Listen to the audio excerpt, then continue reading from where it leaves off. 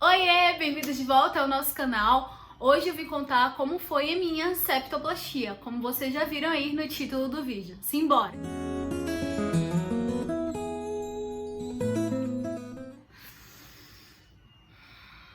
Gente, poder respirar é muito bom, muito bom. Bom, para início de conversa, o meu esposo, há uns meses atrás, na verdade, no final do ano passado, ele tava roncando muito e decidimos procurar um otorrino. Chegando lá, o Dr. Osvaldo, ele fez as primeiras análises, né, no meu esposo e solicitou para ele alguns exames. Mas ele já tinha visto que o meu esposo estava com desvio no septo, tinha casos de rinite, uma variante de coisas para poder ocasionar o ronco. Por que a gente foi para lá por causa do ronco? Porque eu não conseguia dormir com o ronco do meu esposo. A gente casou 1 ano, 1000 maravilhas. No segundo ano, meu esposo começou a roncar feito um trator. Gente, era horrível. Eu não conseguia dormir porque eu ficava me concentrando no ronco do Thiago. Era ruim demais. Eu passava a noite acordada. E quando eu não ia pra sala dormir no sofá, eu falei, bom, na sala eu consigo dormir um pouco, não é tão confortável quanto na minha cama, mas eu acabei de casar, eu quero dormir na minha cama de casal com meu esposo. Não quero dormir no sofá ou em outro quarto. Então a gente precisa resolver isso. Chegando lá no otorrino, descobrimos que sim, era um problema de saúde e que ele tinha que fazer a cirurgia. E ele fez a cirurgia, 1000 maravilhas, deu tudo certo, se recuperou. Não ronca mais como antes, agora ele ronca um pouquinho quando ele faz algum esforço físico. E aí, tá. Mas não é como antes, né? Jamais. Eu consigo dormir, tá tranquilo. Às vezes dou até uma cutucada nele, porque quando ele vira pra cima dá uma roncadinha. Mas é quando ele tá bem cansado. Ou quando tem alguma crise de rinite, algo do tipo. Agora é bem específico, não são todos os dias. O meu caso, para ir procurar o otorrino, não foi ronco. Foi isso aqui. Naridrim. Eu estava dependente de Naridrim. Sempre usei Naridrim para dormir, né? Na verdade, sempre não. Ficou algo constante depois que eu casei, que eu não conseguia respirar muito bem, e o Naridrim, né, ajudava na minha respiração. Foi passando os meses, ficou mais intenso. Depois que o meu esposo fez a cirurgia dele, eu vi o quão bem ele estava respirando, ele olhava pra mim e falava assim, você não sabe o que é respirar, eu sei o que é respirar. Ele ficava tirando sarro com a minha cara. E eu fiquei com inveja, né? Só que assim, eu estava totalmente dependente do Naridrim, não só para dormir. Chegou algumas semanas que eu já estava dependente do Naridrim e usava ele 3 vezes ao dia. E então fui procurar o Dr. Osvaldo, o mesmo otorrino do meu esposo.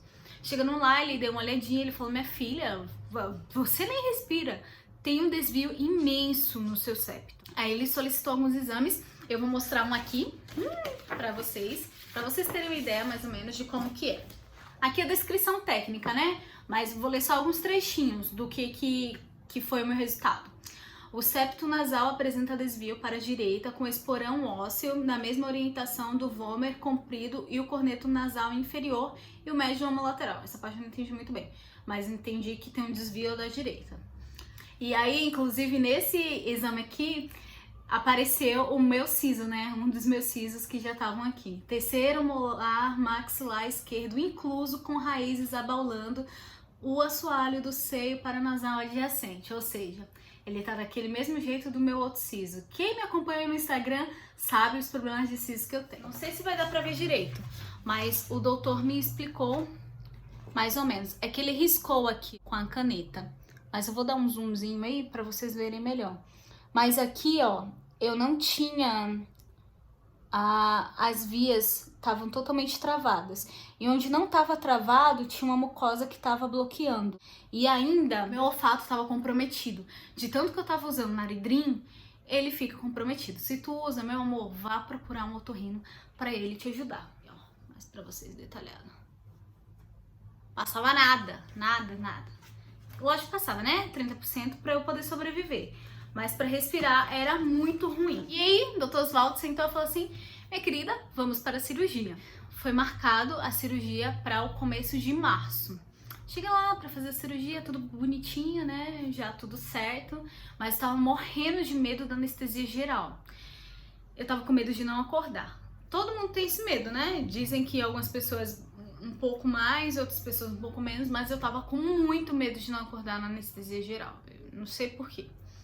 sendo que a anestesia geral é um sono maravilhoso. Gente, nunca tive um sono tão gostoso quanto no dia da cirurgia.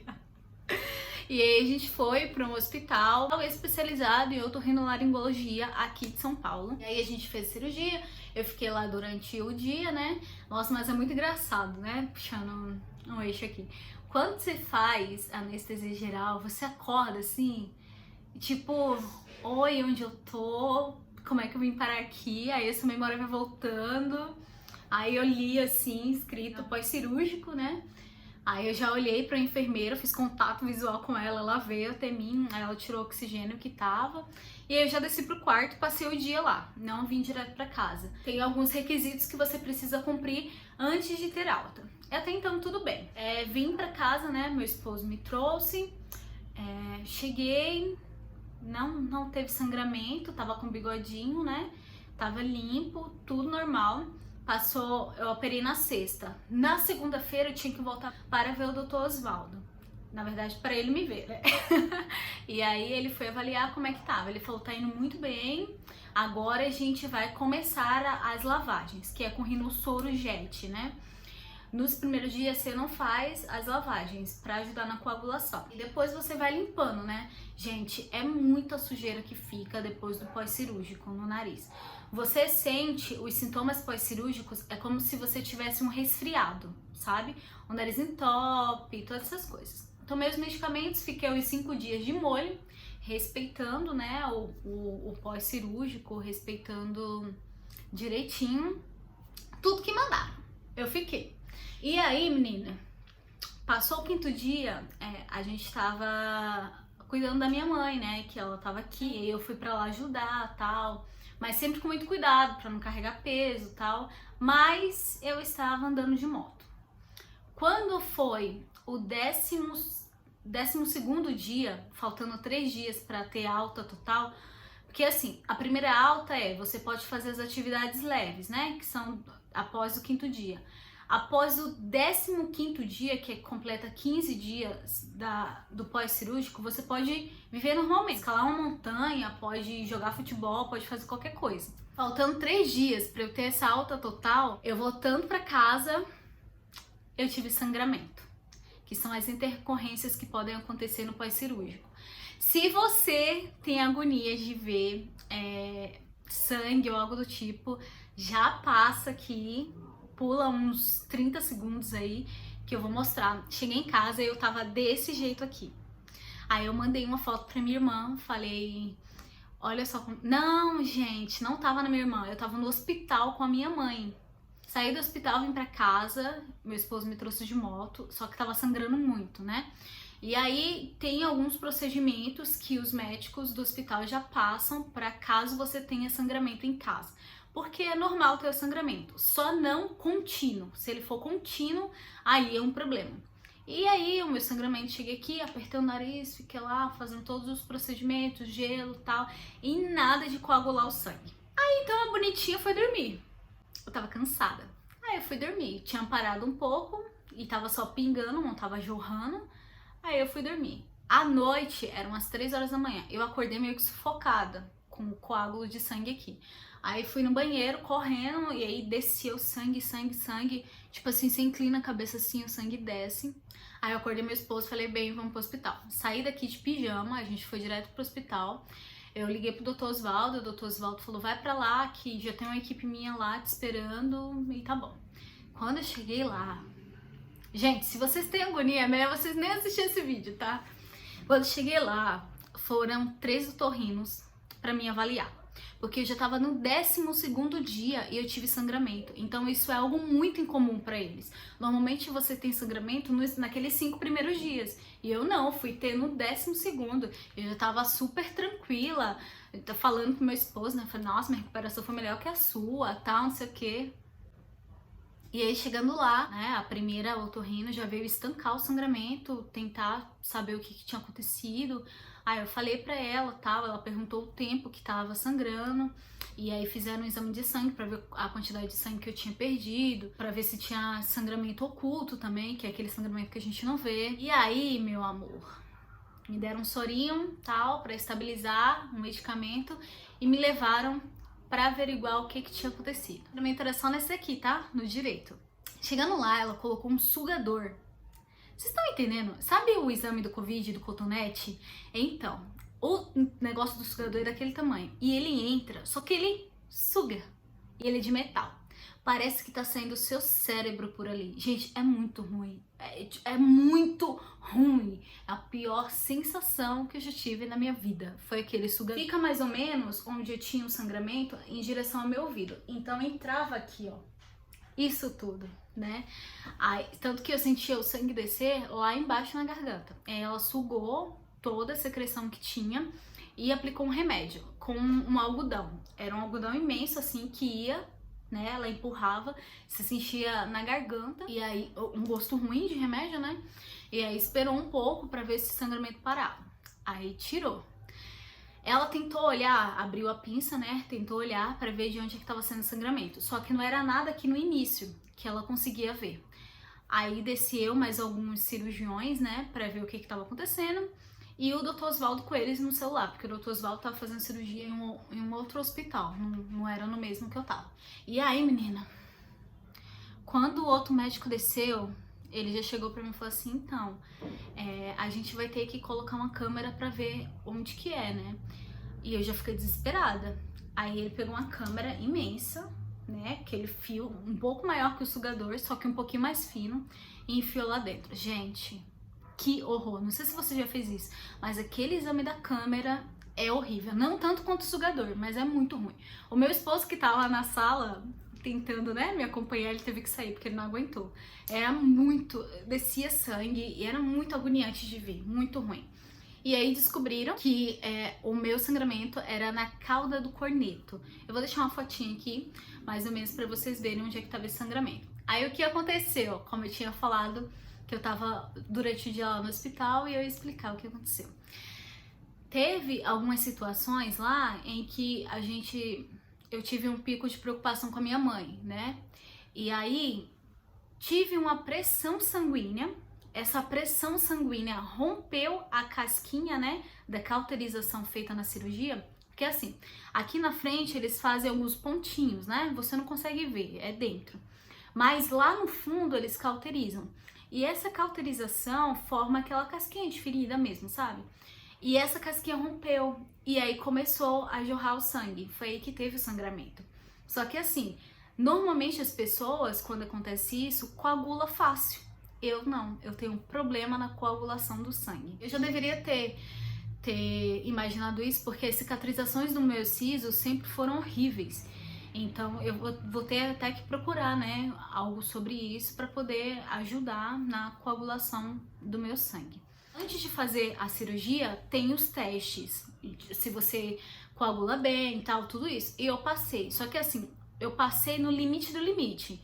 Por exemplo, o limite da coagulação são 2 minutos que o seu sangue tem que coagular. O meu era 2 minutos exato, entendeu? Então assim, eu era a brechinha ali, mas eu tive essa dificuldade de coagular e teve sangramento na cauda do corneto e aí que foi a coisa. Fui pro hospital, chegando lá, a gente tava em lockdown, o esposo não pôde ficar comigo, aí o médico falou, você vai ficar internada, né? Ele mandou a equipe dele me avisar que eu ia ficar internada. Aí eu subi pra internação, fiquei lá na sala sozinha.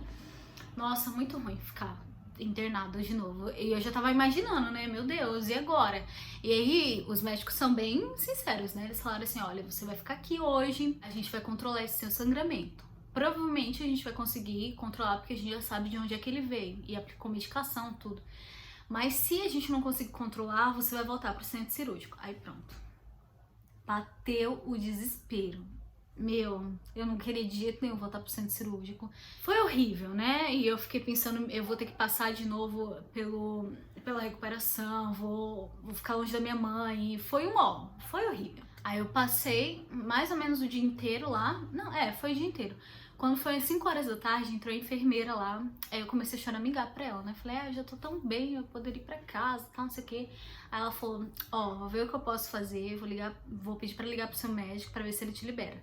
E o médico me liberou, eu vim dormir em casa no mesmo dia, mas com muito medo de sangrar de novo.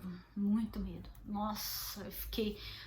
Quase eu não virava a cabeça, sim, porque qualquer pressão sanguínea, tipo isso aqui, ó, já dava, entendeu? Sangramento. Então eu ia devagarzinho fazer as coisas. Na hora de escovar o dente, eu só olhava pra baixo. Nossa, foi um ó do borogodó.